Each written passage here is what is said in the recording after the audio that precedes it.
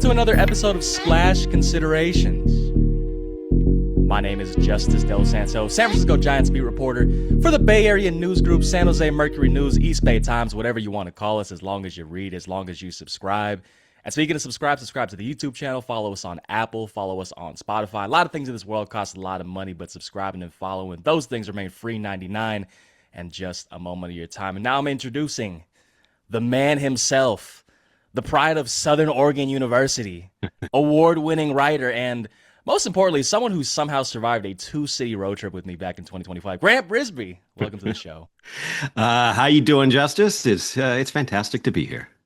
Thank you for coming on. I remember when I had Bags on this show back in spring training, I had a million people saying, well, this version of Bags and Brisbee is kind of weird, but I'm kind of digging it. So we're bringing back the weird. We're running it back with the other half. It's like you put it into a Google Translate for French and then into Japanese and then, back into Italian and then back into English. And now it's the Bags and Brisbee through all the Google Translates. And it just sounds different, but yet you're getting the same vibes. I think what I'm going to do is I'm going to take this episode. I'm going to take the episode from spring training. I'm just going to figure out the parts where I don't talk, splice them together, and then we'll get a coherent conversation out of it. Probably. I don't know. Maybe not. You could just do like the last Bags and Brisbee and just like Bags and Brisbee and Justice. Like just like edit yourself in like quick. Just boom, boom. Just punch in. Just like sneak it in there really quick. So, Grant, we are going to talk about a lot of Giants baseball, for better or for worse. Crap. But I think the place where I want to start, let's start with a little bit of story time. Let's start with the time that me and you almost missed a flight in coming out of Denver back in 2025. Basically, our flight out of Minneapolis got delayed. And when I saw you at the airport, you had an entire duffel bag, like you could not have stuck another vinyl in there. If you stuck another vinyl in there, the thing would have broke.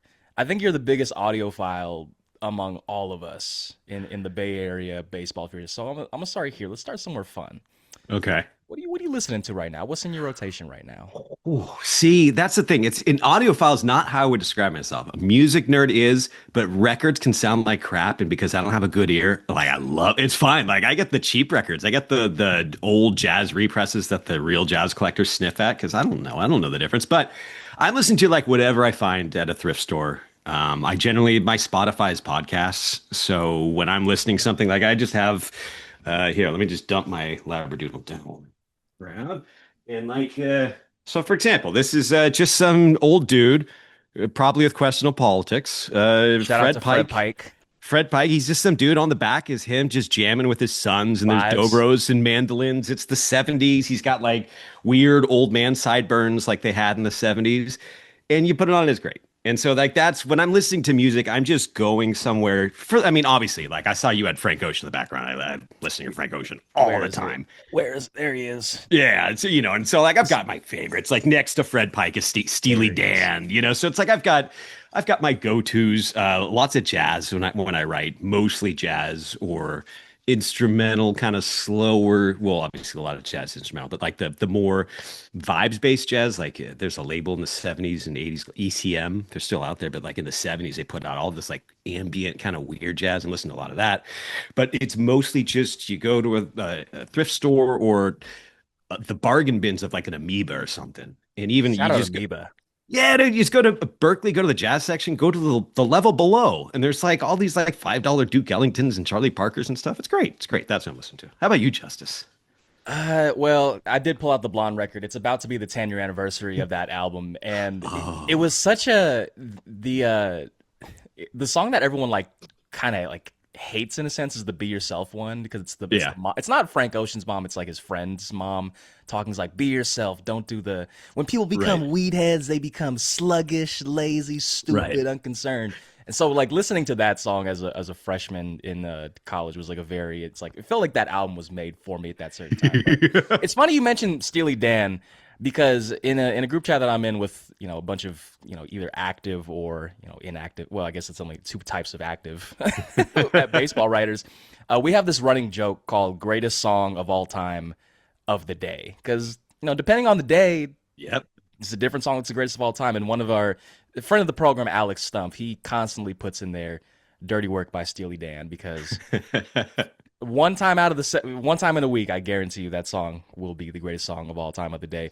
Grant, I wish we could talk about music just forever, Yeah. as opposed to Me this hap- too. we should All season. All all season. season. Wish I could write Um, about music. but we do have some Giants baseball to Uh, talk about. We've got a lot of not so fun details to get into. But the place that I want to start with this, and I'll kind of lob it over to you by starting with this. If it wasn't evident by now, if the last week of Giants baseball did not make this evident by now, uh, the 2026 Giants cannot stop getting out of their own way. no, it is. And I texted you Frank's above the beans. I didn't know how fluent you were on something about Mary references. I was not, that flew right over my head. Okay, yeah. So when you're zipping yourself up, if you get the beans above the Frank, that's hard to do. I did. So the Giants, they're Ben Stiller in the bathroom, but it's every day. Every day is prom night for the Giants, and they're in there. They're all dressed up. They're looking in the mirror. They're smiling. Today's the day they get unstuck, and then Frank's beans, whatever, and that's the story of the Giants season. They just cannot get out of their own way. They're Homer in the stuck in the vending machine, holding on to the bag of chips, and the fire crews all around them, and they just can't ungrasp the bag of chips and let everyone go about their day. Yeah, and when I was thinking about this recent road trip, the Giants go 2 of 3. They're still looking for their first sweep, which I feel like it's kind of apropos in a sense that like they had this opportunity to go for a sweep, and it's like, oh no, you got to play that game in August to see if you still get it. But I feel like in a way, like this recent road trip, they go 2 of 3. They take two from Atlanta, and then they lose 3 against Miami, and then again you have every like this other timeline or not timeline. You have this other thing around covering on the team. I think that's a very I feel like it's been the season in a nutshell, essentially, where you have these flashes where it's like, okay, there might be something here. It's the one step forward, 2 steps back, and then this kind of, for those of you who aren't watching, it's kind of like this waves hands, everything else around it that's just not pretty. Yeah, it's they can't. There's something extra to everything. I mean, just the ability to turn a really gritty walk with no outs in the ninth inning of a one-run game into a viral story that makes the organization look bad. That's amazing. That's a talent. That is just, and it's not like this is the only time they've done something like this. It seems like every week there's just some unforced error, some kind of own goal. And it's frustrating because I don't know how you like my landing page is Baseball Reference. Some people it might be Fangraphs, but like I wake up and I go, like scratch, I crack, and I say, okay, what's the Giant statistics and all? My landing page is Baseball Reference. I'll just kind of go on and kind of poke around and go, oh, didn't notice that he was having. I'll go down to the minor stuff like that. But when I pop onto that Giants Baseball Reference page, the hitters are what I look at right away. And they're all the adjusted OPS. They're all 100 or above. Like these guys are hitting like in spring training. I said, man, if these guys could just hit, if they could pitch, and like you're starting to put all together. And the names I'm thinking about, the names in my head, my mind's eye that I'm seeing, good 2026 Giants team are kind of doing what I thought they would do. Obviously, Devers, and Chapman got a slow start and all. We understand all that stuff, but right now, freeze frame it. You're looking at an offense that can produce, can get shut down, right? But if you're losing a lot of games 5-2, it feels like the offense just, they're part of the problem. But you need a couple games where you win 2-1, and then the offense goes off again to kind of have that balance. But I think the offense is doing what they're supposed to be doing, and that's what makes it so frustrating. Is that of all the own goals and all the hey, we're going to disrupt Pride Night, we're going to do this, and we're going to shake people off when pinch runners off when they come out. None of that matters as much to me as the biggest unforced error of all, which was just like, yeah, we're probably good with pitching. We'll get a couple low end free agents. Because when I'm looking at all this nonsense and all the noise around the Giants, how many wins is it really costing them? Like if you're doing like the nerd math, like the war of like the vibes, 3 wins? I don't know. Like that seems like a lot. That's a crazy amount. Sabermetrics, stat heads would just like yell at me like it's too many wins. I don't know, but I still feel like the biggest problem, the biggest unforced error, is just like looking at the pitching staff and saying we'll figure this out, like the Brewers or the Rays, and they're not. They're just not that kind of organization as far as pitching development. Yeah, I actually have a note in my notes app, and it's a log of the 9 free agents that the Giants signed in the offseason. And every once in a while, if something happens to one of them, I will update it. just to make sure that all my dots are kind of in a row.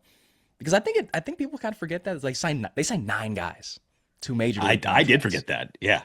And so I think this is a good chance or a good opportunity rather, as we're kind of on the cusp of July here to kind of go over how I think we're almost 81 games in actually. We're kind of right in the dead point. Ooh.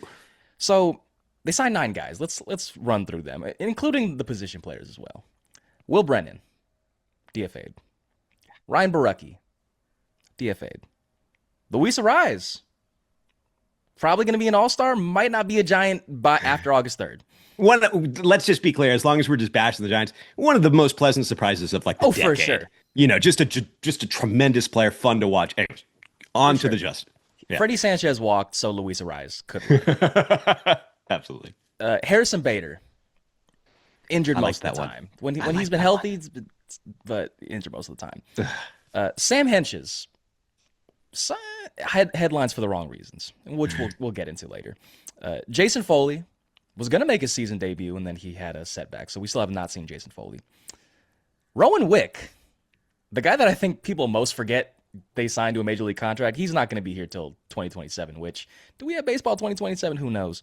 Tyler Malley, coming off the injured list, but at the time of him going on the injured list, had the worst qualified ERA among qualified starters, or if you want to nudge that a little bit, basically the worst ERA. And uh, he's going to be back on Wednesday against the high-powered A's offense and Adrian Hauser. It's time for the bullpen for Adrian Hauser. So, Wow. to the point that you made, it's this Giants, like since May, if you just kind of eliminate, I know you can't eliminate April, but basically since May, they've been one of the best offensive teams, whether it's by OPS, WRC plus, they've been hitting the hell out of the ball. It's just, they've been one of the worst pitching staff. It's not even a, like separation of rotation bullpen. It's the whole thing. So it's like, what do you do here? And you mentioned this in a piece you wrote recently. Like, you can't get that much, like the pitching that they need, the amount, you can't get that much at a deadline. And so you kind of shrug your shoulders. It's like, this is what we got. And, Wisenhunt looks solid in Atlanta. Maybe Tidwell comes up at some point. Birdsong's going to be out till 2027. There's just not a lot that they can do right now. So you're kind of like, you have this great offense. This is everything you could have wanted out of the offense, and it's just not there. I just remember it, yeah, and I remember ranking because I love in the off season, at least for the first month, I love the space and I love the freedom to just look at a guy and say, "What about this guy in the Giants?" And people think like I'm going through the motions. No, I kind of like it. It's like a little thought experiment in my head. Like, oh, what if this guy? And so I went through all the starting pitchers, and you've got guys like Framber Valdez, who's just talented but bizarre. I mean, I reached He out has to some. continued to be bizarre. Right. He is like if you're like how do I put it? Like Rafael Devers is like, oh my gosh, like he's just Mr. Happy Go Lucky compared to Valdez. So I get that that's not exactly working out up in Detroit, but it's I'm trying to think of the other like Ime because that wouldn't have been, gotten the Giants to the promised land. But you could see that there are pitchers above that Molly Hauser level who would have helped. Would it have helped the Giants get out of whatever in the heck has gone wrong this season? I think relitigating the offseason in that respect, like they were never going to be chasing the Dodgers, no matter what kind of offseason they had. But I feel like they could have been chasing 500, which it sounds weird to make that sound exciting from here. But I'm so sorry, Giants fans of the past. I didn't mean to make fun of 500. 500 is a beautiful, sweet place to be. Very calm. Yeah, I'm not necessarily someone that's on the board of like you need to spend X amount of dollars in order to field a competitive team because, like you said, like look at teams like the Brewers and the Rays, but obviously different set of circumstances regarding those teams. But I kind of pointed this out when the Giants signed both Hauser and Malley. I'm like, yeah, like there's upside there, but there's also equally it wouldn't take a lot for those signings to not go wrong. And, I don't want to slap a definitive grade on them yet, but we're about halfway through the season and you can't say that either of them have been a net positive. And then there was the bullpen as well. Like, again, I'm not saying they should have gone out and signed Edwin Diaz. I know there's probably a good segment of the fan base that still has PTSD from Mark Melancon. Like, yeah, like you don't need to necessarily spend that much money, but there is a point where like you are going to have to spend a certain amount to get like a baseline level of competency. Like Zach Gallen's probably not a good example, but like Yeah, that's Like if we want to go back a couple years, like a bad season for Kevin Gosman, for example, is very different than a bad season for Adrian Hauser. Like if they, and again, this is just to provide an example. Like a bad Kevin Gosman season, that's like a 4.10 ERA. He still gives you like 170 innings. A bad season from Tyler Mahle is, or Adrian Hauser is what we're seeing now. So yeah. that's kind of where it's, from the pitching perspective, it's like, yeah, you don't have to spend like a million bajillion dollars, but at some point there is like you get what you pay for. Yes. And listen, free agency is completely imperfect. It's not like the Brewers just steamroll through free agency. They've had their missteps. They just DFA'd Luis Rengifo, and it's like they kind of paid a little bit extra for him. He was like the perfect fit for what the Brewers are trying to do, just a total flop. So it's not like these teams have the magic sauce to just see through and go like, oh, we're going to ignore free agents and make our own superstars.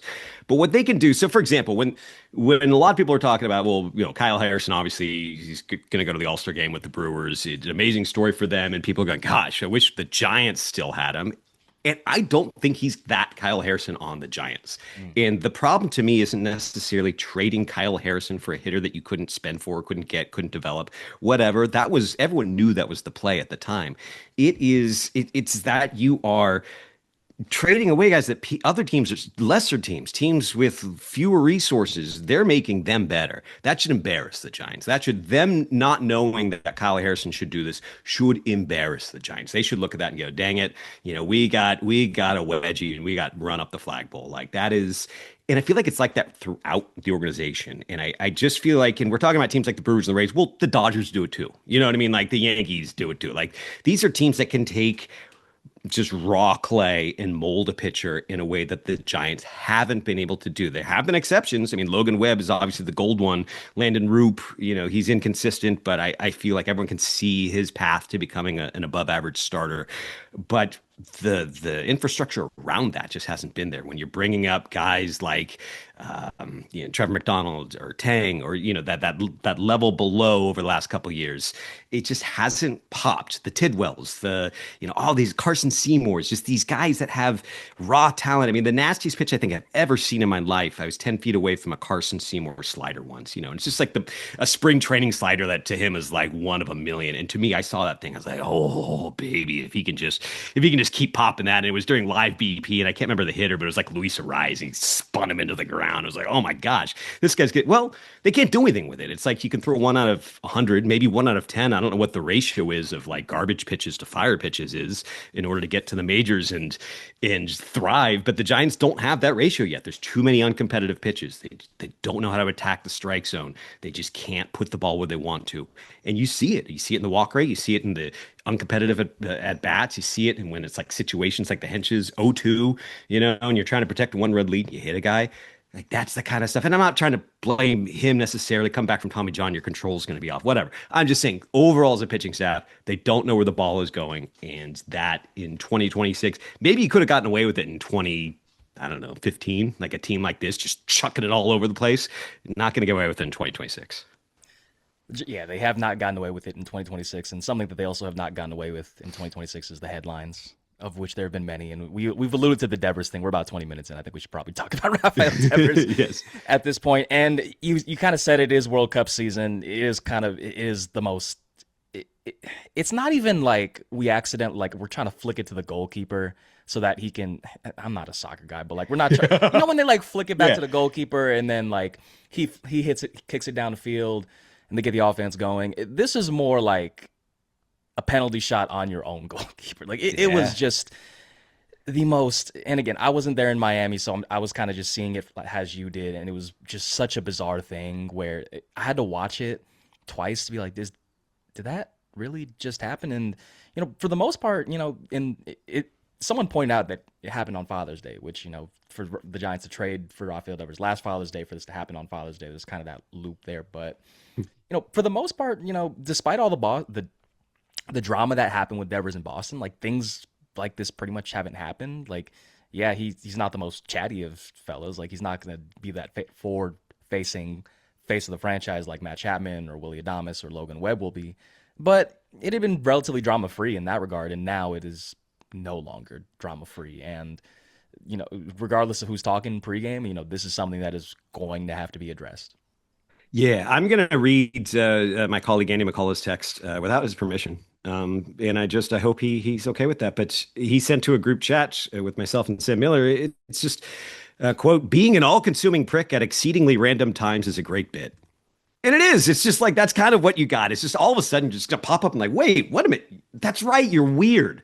That's right. You're kind of like you see things and on the scale of player offenses, like this is so low. It's so, you can almost see the good faith argument that Tony's making where it's like he's competitive. He's got in his head. He's feeling the emotions. He worked out. He really did go from an 0-2 count to work that walk. And that's exactly the walk the Giants need. And so And it was a he's great on at the bat. It's a yeah, great at it's bat. so he's on there feeling like I'm a part of the team. And maybe, that's the part that he's been struggling with this year. I don't know.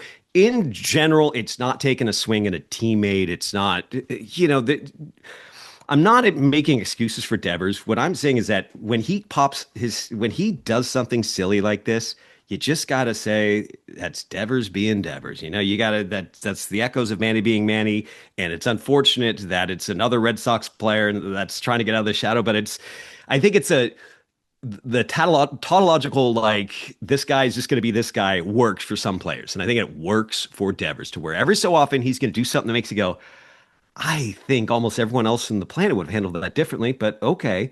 And I think you'll notice him less when you have superstars around him. When he's just a guy in the background, he'll pop up and be weird, and you'll go, "That's that weird guy. He's like the fourth best hitter on the team, which is pretty good. We have a really good offense. Okay, go be weird, guy." Like he's not going to come out. He's not going to give the quotes. He's not going to explain how he's changed his swing. He just wants to be a shadow in the lineup that produces. And I don't think that's like it's not what you want out of a guy you're paying nine figures. Like you want a lot more. But when the Giants traded for him, they weren't trading for raw Raffy. They were trading for a guy to hit dingers and to blend in.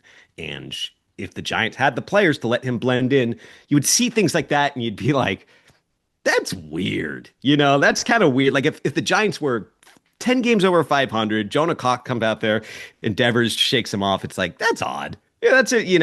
I bet you Tony's gonna have a little talking to there. But when the team's on fire and the manager, like, I've been very patient with Tony, but I'm looking for evidence that anything he's doing is working, right? Like I'm trying to be like that I try and attack all sides. When we're talking, ball, just the scribes, just going back and it's unfiltered and it's not for public consumption. Like I'm the one that's a little bit quiet and going, I don't know, maybe. I don't know.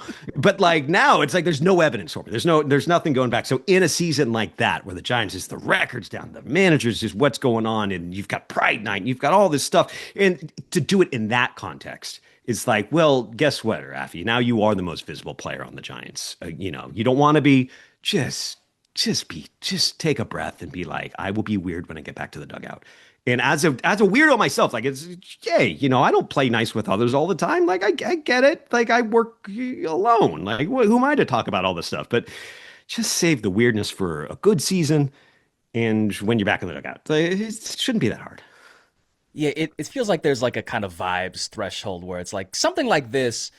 If they were 15 games over 500, if they were 15 games below 500, which they are, if they were right in the middle, the vibes are going to take a hit when something like Mhm. this happens. But it's like you've built up a currency of if you play well enough, you built up a currency to where if they're 15 games over, it's like, that was weird. We'll talk about it, and you keep winning. But as you mentioned, the Giants, they don't kind of have the vibes currency in order to withstand something like that. So now and especially with the off day on Monday, like it becomes there's no game to immediately gravitate or latch onto. And you pointed this out in the story. This is the thing that immediately stuck out in the video. I I don't think I've ever seen somebody dodge a butt tap in the way that he did, which Yeah. again, like on the spectrum of like what really matters in all this, like that's really low. But I think it was just the many ways in which it was a bad look. That was kind of the oddest one. I was like, is it really offended that much? Yeah, that was Sam Miller who noticed that. I mean, I noticed at the time, but I didn't clock it. Like I was like, God, he's really mad. Yeah, because But I was like wondering like what was that movement that he made? I was like, what was he dodging? I was like, oh, it was Jace Tingler. it's trying to escape the Tingler, the iron hand of the Tingler. No, yeah, it's just it is in that article. I'm trying to figure out like what was his plan, man? One run game, bottom of the ninth. What what plans are you working up on first base that Jonah Cox can't deliver, Rafael Devers? Is it a extra inning home run once the Giants tied up? Is it just being there for the team? And he won't talk about it. So it's like you don't know. Like I think after the game, if he had someone who really knew the media landscape and the sport and the fans and all that stuff, they would have just said, dude, just go out there and say, like, I lost myself. I was just so excited and so I wanted to win so bad that I just forgot myself. I apologize. Like, dude, that's like you have to have someone in your camp who can just pull you aside and be like, dude, this does not reflect poorly on you. If you say these things, if you go boom, boom, boom, everyone will wash us away. And to just not have that person, because I always look at it like, okay, so Rafael Devers, I'm assuming he signed into the Red Sox organization as a teenager, right? And so now he basically didn't have the young adulthood that anyone else is going to have. And then you add hundreds of millions of dollars to it. That situation, whether it's baseball or anything else, there's a famous tweet. It's like being kicked in the head by a horse, right? It's like we can't process their emotions through our emotions. They have a totally different frame of reference for life than we do. And so it's easy for us to say like, oh, don't take it so hard, just let the pinch runner come. But he had something cooking and it was weird and it was wrong. But he just has to have someone in his camp to just say, come on, man, this is such an unforced error. Yeah. And there's a couple of points I want to bring up just as someone that, as a beat reporter, as someone that's, covers, these guys, like these are people like I have to talk with. I think the one thing that I think a lot of fans, I don't want to say don't realize, but maybe need like a little refresher is like, especially with like players that are not from here, like Rafi's Dominican. And for one, and so you're not just talking about a language barrier, it's also a cultural barrier. Mm. And again, I don't want to use that as an excuse, but for one, some guys just forget the cultural element. Like some guys just aren't comfortable like speaking up in situations like this. And I think another thing to mention is to just even as a beat reporter, even as someone that's around these guys, like I don't feel like entitled to their time. Like would I prefer to have an explanation on something like this? And yeah, Rafi didn't talk to any of the reporters in Miami. It's like, yeah. But I think that sometimes the discussions, specifically when it comes to Latino players, like when they don't want to talk to the media or they're kind of like standoffish, I think that it can very much veer into this uncomfortable space. And Yep. I'm not going to make accusations, but sometimes when I'm on the beautiful website that is twitterx.com, whatever it is, Don't use it. I Melt your brains, saw it. folks. I saw it with Camilo. I still see it with Elliot. Yes. Like it veers into these very like you're not just talking about baseball anymore. Like you're using them Yes. as vessels for some very troubling thoughts. So that's kind of the point that I want to bring in on this. But all of that being said, this is also a man that's still making nine figures on the whole. And even if he's not the face of the franchise, even if he doesn't want to be that forward-facing figures, that is still a lot of money. And with all that money comes a lot of responsibility. Yeah. And I think I can count on one hand how many times he's talked to us as a scrum. There was spring training. There was the time in Philly when he kind of opened up about his struggles. There was a homer that he hit at Oracle. And I think that's it. think that's it. Yeah. Maybe today, maybe, but we'll see. And I get that in some way because he came from Boston, which is not an easy media market, right? Boston is famously, let's just be frank, the East Coast shouldn't exist. All the people there are freaks. But wait until August. Wait until we go to Boston and then we can eviscerate the East Coast. Hey, shout out to the Knicks though. Knicks are having a great time. yeah, good job, Nick. Sorry, but it's so he's coming over. He's got his dukes up, right? He was traded in a maelstrom. I get that. I feel like, and maybe someone did tell him this, but like the Giants media, we're not softies, but we're also not looking to make a story just to like make a story out of something. Like the Giants media, we just kind of want to write about good baseball, I think is our vibe. We don't like clicks. I mean, clicks help, but like we're mostly just like, can we get to the part where they're winning championships every other year? Like that's where the Giants media like comes out, and whenever mentions in Hunter Pence, we're bringing in the heroes and Cody Ross and all that stuff. Like that's what we're looking to do. We're looking to lionize you at some point. Just hit some dingers and kind of shut up. It's like the Mark McGuire in The Simpsons. You want to watch me hit these dingers? Yes, that's Devers, dude. Just yes, we just want you, just please. And once the dingers start flowing, and once all this, because listen, the White Sox are up right now. 2 years ago, the worst team ever, right? So you know that these clouds blow through. They blow through, and this one will blow through. And if it blows through, and Devers is untradeable, like I'm sure he is, and he starts hitting dingers, he has a 900 OPS in one of these seasons, the next two, because sometimes a guy like him can run into a season where he has a 950 OPS and just hit the snot out of it. When that happens, it'll all make a lot more sense in the context of this just Stephen King like cloud that's hovering over the Giants. Dude, the worst player at the not the worst, but a bad player at a bad time. Yeah, and to kind of pin a bow on this conversation again, this wouldn't be better. Maybe it'd be a little better, maybe a little easier pill to swallow if Devers was that 950 OPS guy that was on pace for Mm-hmm. 40 homers and 200 RBIs, and but he's only been like about league average this year. I didn't check the numbers recently, but he's kind of been, one day it's like 98 OPS plus, the next day it's like 101. Like he's been a lot better since April ended. I will give him that, but and he was great in May. He was fantastic in May, but June it's kind of been a lot of up and down. So again, this isn't to say like that's excusable if he is like that 150 OPS guy, but it definitely doesn't help that he's been closer to league average than anything. Yeah, I mean, and so if you get rid of April entirely, right? You can't do that. That's part of the story. But if you just roll around in the good faith and you say, listen, this guy had a slow start to spring training. He didn't get a lot of at bats. That was a mistake. Clearly, if he slow played it in order to save some stamina for the season, he's having different thoughts about next spring training and how he might. You know what I mean? It didn't work out. I'm not sure if he slow. I'm just saying, like if he just didn't rush back or whatever, he probably needs those at bats more than the typical hitter. Since then, so May 1st or whatever until present day, 868 OPS. That's just It's Devers. You good. know what I mean? Yeah, it's coming with maybe not the average in the on base percentage. You want to see the walk rate still down. There's concerns about his bat speed, so it's not like he'll be fine, he'll be fine. But he's 29 years old. He's hit like the same old Devers for the last 2 months. He's probably going to be that guy. And if Eldridge becomes a monster star, if the Giants develop someone else around him, and he gets to become, if you've got Eldridge clicking like he's clicking, if you've got Jung Hoo Lee, if apparently this is like his new final form, that would be great. And then you get like one more guy, and then you've got Devers to clean it up, right? It's right there in the baseball parlance. Like that works. That works.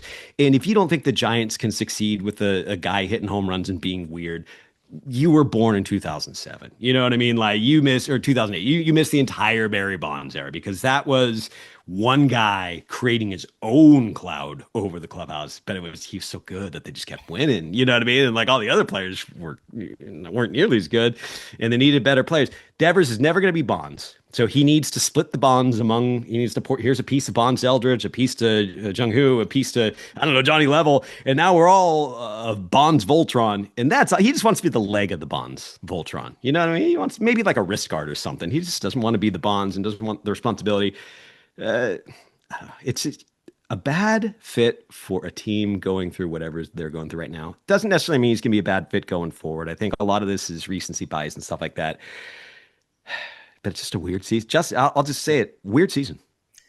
It has been a weird season, and Grant, I think it's time to talk about the transition to the most fun element of this conversation, which is going to be the latest on everything related to the controversy. Is like not the right word. Like I still don't know what the right word is for this, but everything that's kind of happened with Pride Night, because we're about a week and a half in since Landon Roop and JT Brubaker and Ryan Walker had the Bible verses on their caps, and then Sam Henches abstained from it entirely. And I feel like every single day there is something new to this story. That includes yesterday being Monday, and that Commissioner Rob Manfred issued a letter to Missouri Senator Josh Hawley saying that the Giants' communication with its players was inadequate. He's blaming the Giants for a good part of this. For essentially, he's not. Basically, the main part of the letter that matters is Giants players did not know, based off based off whatever investigation that MLB had, that they didn't have to wear it. That wasn't kind of informed, and it led to I don't want to say it would have been better or worse if they just abstained from wearing it altogether. It still would have been a story, but it becomes a different story because of the nature of the Bible verses. And then, I guess to backtrack, there was the warning last Monday, and then there was the follow up statement saying, "Hey, they were warned not because of what they wrote, but because you're not allowed to do that." And then again, that's kind of addressed in Manfred's statement, and like Rob Schneider's involved in this too, which I think the funniest Dude, you part got about to get this, off X, dude. which I think this is a deep cut right here. And I'm only saying this because I had it. Do you know that the Giants had a Rob Schneider bobblehead at one point? No, I thought I would have. It's I have like a whole stack of bobbleheads over there, but it wasn't just a Rob Schneider bobblehead. It was a Rob Schneider bobblehead with a talk box. So you Oh would no. click on the button, and in his accent, he like, "Go Giants, you can do it." And I played that like before the battery on it ran out. I don't even know where it is anymore. It's not in my possession. I know that for sure. But like, he's a character in all this. Like, you got senators on both sides. You want to talk about unforced errors, and we're not in the future yet. I don't know when this kind of slows down, blows over. I don't think blows over is the right term, but Landon Roop is starting on Thursday. It's going to be his first time starting since all this happened, and I cannot imagine it is going to be a warm reception for him. Yeah, yeah. I mean, it's listen, you don't want to say, "Oh, don't you know you're playing in San Francisco?" I don't think that should necessarily matter. And most of these players, they're not living in the city. They're not taking in the culture of whatever city they're passing through. I mean, this is a very, oh, I worked in worked in Frisco, Texas for 6 months on a project. Like that's kind of the feeling that they're going to have for San Francisco writ large. Not all of them. Not obviously you've got guys like Hunter Pence who come here and like, this is great. And then they just kind of put down stakes.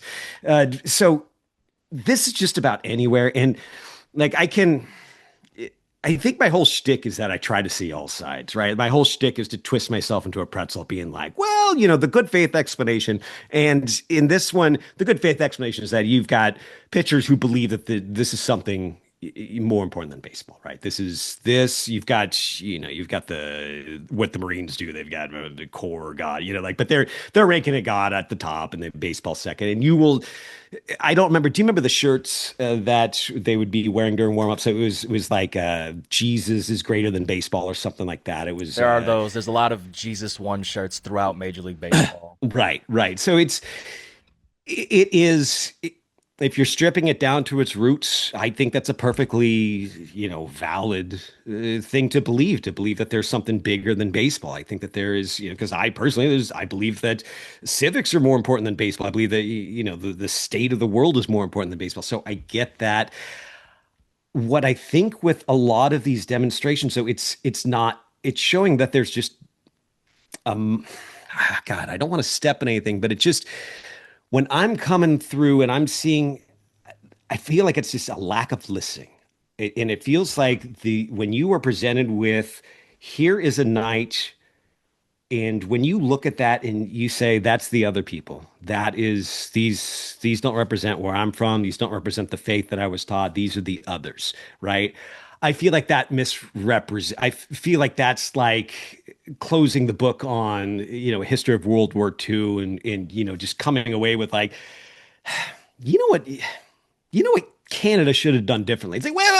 It's like, that's not like you totally took the whole point. It's like, come on, man. There's the Sermon on the Mount. Like, what's he talking about? The Ten Commandments. What are they? It's like, boom, boom. It's like you're going through. It's like, just listen. There's people out there who are likelier to self-harm. They are, it's a group of people, human beings, souls who, when they grow up, they're told they're different, they don't belong, that, you get out, you are not a part of society. We're going to have everything is catering to this heteronormative, idea of society. You're not a part, and it leads to suicidal ideation. It leads to, all sorts of just bad things for society, but also just as a human, bad things if you're looking at just another human being feeling like they shouldn't have to feel. And they're saying this night is going to help, having nights like this sense of community helps, lift all the boats with this rising tide. And we're just going to,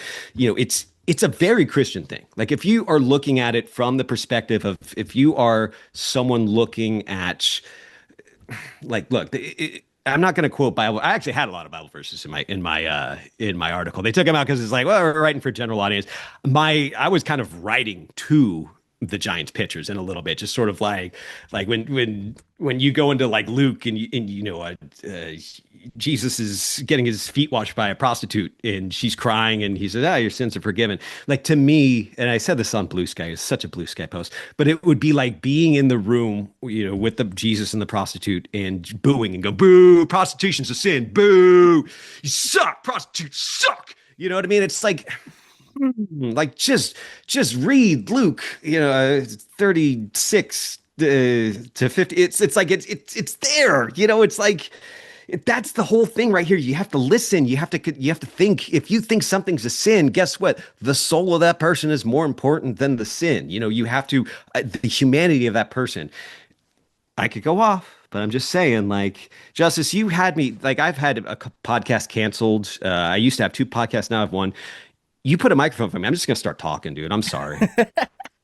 It's the back end of a 40-minute conversation. But I think the one point that I want to kind of iterate in all of this is that obviously Brubaker and Roop and Walker and Henches, they were all asked about why they did what they did, and all of them iterated the point. Like they really iterated the point that this does not come from a place of hate. And I can't get inside their minds. I can't determine whether that's something that they truly believe or not. But being in a place like San Francisco, I think that there are more than enough avenues to what you said to listen and understand why Yes. people of the community might think differently. And whether or not they take that opportunity, that's to be determined. And we have seen, with a very important pitcher in this franchise's history, Jeremy Affeldt, kind of a 180 in regards to thoughts of this. We saw it with to go to another sport, Tim Hardaway Sr. He had some homophobic thoughts that he did some listening, did some research, and now he's an advocate for the community. So I it's not mean, my go ahead. I mean, Steve Young. I mean, look at his career. You know, you're going to Brigham Young, and you're just completely. That's not the community he's grown up in. I mean, talk about someone who embraced San Francisco, and yeah, I think the listening is going to be key.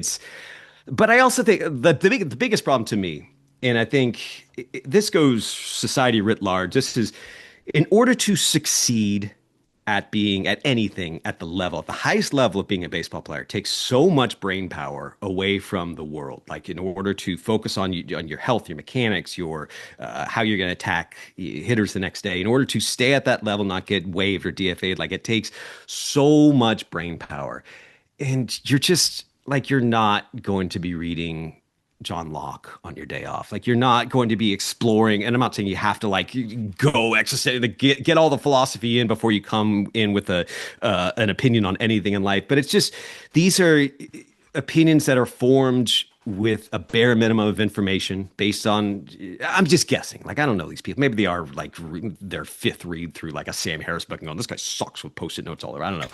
But it's just their job is baseball. Their brain is baseball. And I don't think that they once you have this level of faith and it's a part of your community and you're comfortable with it, the comfort buoys you in a way to where digging deeper isn't necessarily rewarded. It isn't necessary. It's not going to get them better baseball results. It's going to take time away from their.